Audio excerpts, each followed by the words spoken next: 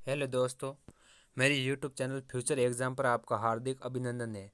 जैसे कि आप जानते होंगे कि सुबह मेरे यूट्यूब चैनल फ्यूचर एग्ज़ाम पर मैं रोज़ सुबह 7 बजे करंट अफेयर्स की क्लास लेकर आऊँगा। तो आपसे निवेदन है कि आप कॉपी और पेन लेकर बैठ जाइए और क्लास का इंतज़ार करें। दोस्तों, आपको बता दूं कि आगामी परीक्षाओं में ये 10 इम्पोर्टेंट क्वेश्चन रोज़ आएंगे, वो रामबाण सिद्ध होंगे। जो भी विद्यार्थी कोई भी प्रतियोगिता परीक्षा की कौन सी भी वैकेंसी की तैयारी कर रहा है उनके लिए यह महत्वपूर्ण है। आज है 8 जून 2020 सोमवार, और इसी के साथ ही मैं फर्स्ट क्वेश्चन की ओर बढ़ता हूँ। हाल ही में केंद्र सरकार ने शहरों के हरित क्षेत्रों में वृद्धि करने के लिए किस योजना की शुरुआत की? तो इसमें नंबर 2 है नगर वन कार्यक्रम। हाल ही में 200 शहरों में 5 जून 2020 को इस योजना को प्रारंभ किया गया, तथा उद्देश्य था केंद्र सरकार द्वारा कि इन 200 शहरों में वृक्षों के क्षेत्रफल को बढ़ाया जाएगा। नंबर 2 क्वेश्चन, हाल ही में प्रधानमंत्री नरेंद्र मोदी को G7 शिखर सम्मेलन के लिए विशेष रूप से आमंत्रित किया। यह सम्मेलन कहाँ पर होगा? तो फर्स्ट ऑप्शन है जर्मनी, सेकंड है जापान और थर्ड है अमेरिका। तो दोस्तों, इसका सही उत्तर है अमेरिका में यह सम्मेलन होगा। हाल ही में अमेरिकी राष्ट्रपति डोनाल्ड ट्रंप ने भारतीय प्रधानमंत्री नरेंद्र मोदी जी को विशेष आमंत्रित किया है। G7 एक संगठन है देशों का, जिसमें 7 सदस्य देश शामिल है। G7 सदस्य देशों का नाम इस प्रकार के: जर्मनी, फ्रांस, जापान, यूएसए का मतलब संयुक्त राज्य अमेरिका, इटली, कनाडा और इंग्लैंड है। दोस्तों, आपको बता दूं, ये 10 और 12 जून 10 व 12 जून को अमेरिका में होगा, तथा 46वां सम्मेलन है। 45वां सम्मेलन फ्रांस में हुआ था पिछले वर्ष। और आपको बता दूं, 2014 से पहले G7 का नाम G8 था। 2014 में रूस बाहर हो गया, इस कारण इसका नाम G7 हो गया है। इसी के साथ ही थर्ड क्वेश्चन की ओर चलते हैं। हाल ही में किस देश ने कोरोना मुक्त देश घोषित किया खुद को? तो फर्स्ट ऑप्शन है क्यूबा, सेकंड ऑप्शन है जापान, थर्ड ऑप्शन है फिजी और फोर्थ ऑप्शन है ब्रिटेन। तो इसमें दोस्तों थर्ड ऑप्शन फिजी, हाल ही में प्रशांत महासागर में छोटा सा देश फिजी है और इसकी राजधानी है सुआ। इस देश ने हाल ही में घोषणा की कि ये कोरोना मुक्त देश है, मतलब पिछले कुछ दिनों में यहाँ पर कोरोना केस कुछ भी नहीं आया। क्वेश्चन नंबर 4, हाल ही में पशु क्रूरता को रोकने के लिए किस वर्ष पशु क्रूरता निवारण अधिनियम अधिनियमित किया?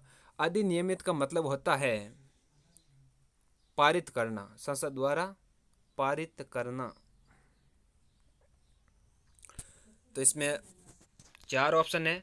फर्स्ट है 1987, 2 है 1889, 3 है 1999 और 4 है 1960।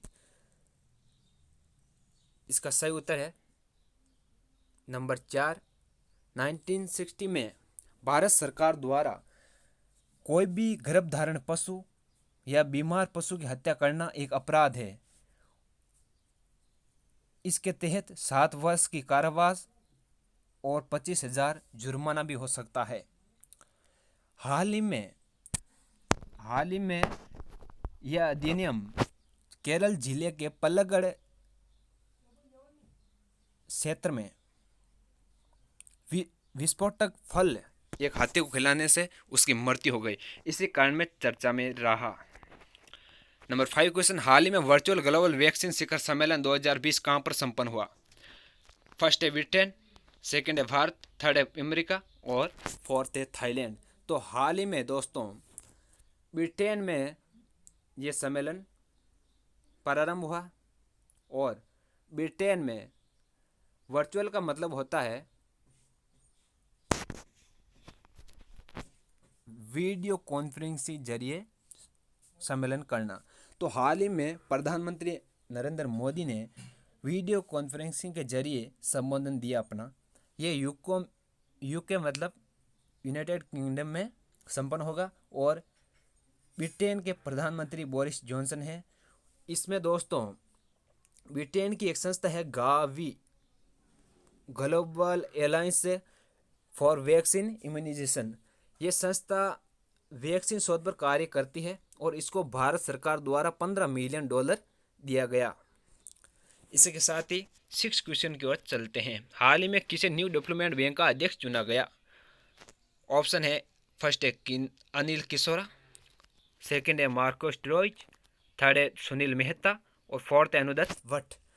तो दोस्तों हाल ही में मार्को स्ट्रोइज को न्यू डेवलपमेंट बैंक का अध्यक्ष चुना गया।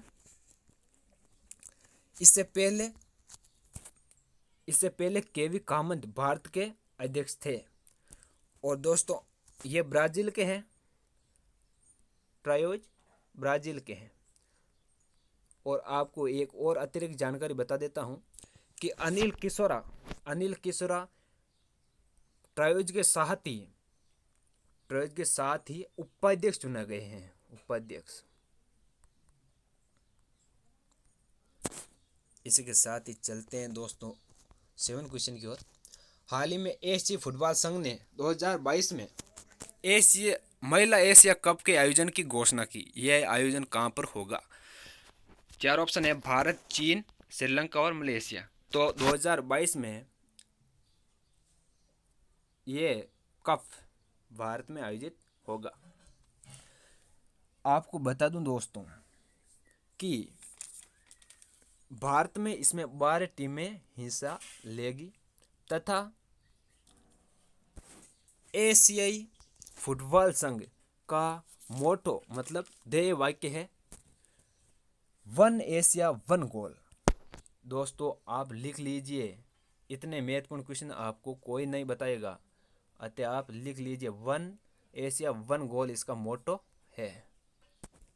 इसके साथ ही चलते हैं 8 क्वेश्चन की ओर। हाल ही में विश्व पर्यावरण दिवस कब मनाया गया? तो दोस्तों आपको पता होगा कि पर्यावरण दिवस 5 जून को मनाया जाता है, विश्व पर्यावरण दिवस। और हाल ही में इस बार 2020 में विश्व पर्यावरण दिवस की मेजबानी देश कोलंबिया व जर्मनी ने संयुक्त रूप से की है। और इस वर्ष की थीम है जैव विविधता। क्या है? जैव विविधता।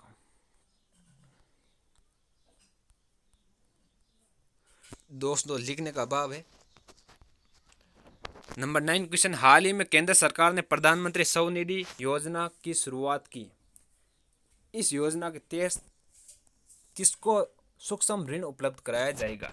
ऑप्शन है फर्स्ट किसानों के लिए, सेकंड है रेहड़ी पटरी विक्रेताओं के लिए और थर्ड है MSME के पात्र व्यक्तियों के लिए, फोर्थ है KCC योजना के पात्र परिवारों के लिए। तो इसमें सही ऑप्शन है दोस्तों नंबर 2, रेहड़ी और पटरी विक्रेताओं के लिए हाल ही में भारत सरकार द्वारा सूक्ष्म ऋण उपलब्ध कराने पर स्वनिधि योजना प्रारंभ की गई है। स्वनिधि की फुल फॉर्म है दोस्तों प्रधानमंत्री से का मतलब है स्ट्रीट वेंडर्स आत्मनिर्भर निधि। लिख लीजिए दोस्तों, महत्वपूर्ण है, आगामी परीक्षा में ये जरूर देखने को आपको मिलेंगे क्वेश्चन।